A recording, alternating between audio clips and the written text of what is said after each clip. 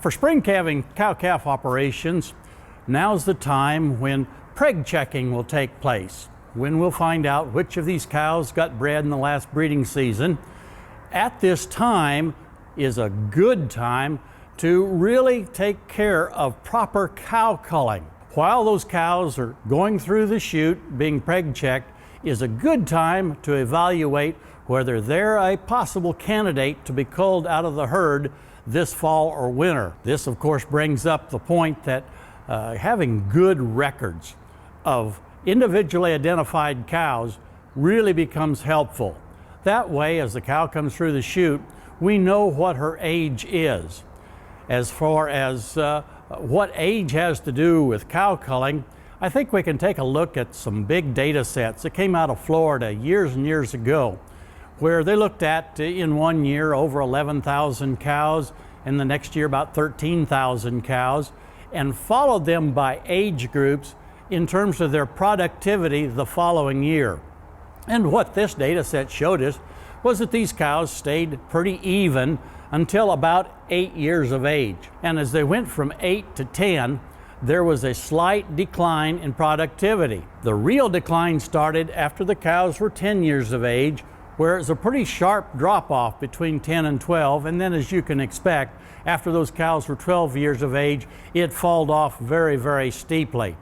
So, as these cows come through and we see that the cow is 8 years and older, then we might want to start looking at other aspects of her health. We probably want to take a look at the eye health to make sure there's no indications of cancer eye beginning to develop.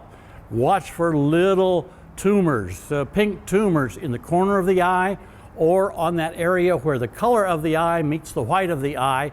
That's a possibility then that this cow has precancerous situation. We may want to watch her pretty carefully throughout the winter. We don't want that eye to become totally engulfed in cancer, because then we'll end up with a carcass that probably will be totally condemned. Look at the feet and legs. Make sure the cow can travel easily and doesn't have any indication of severe lameness.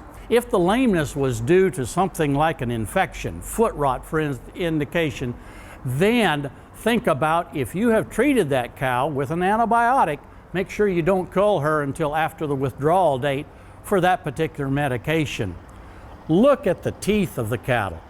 Do they have a sound mouth so that they can go ahead and consume forages?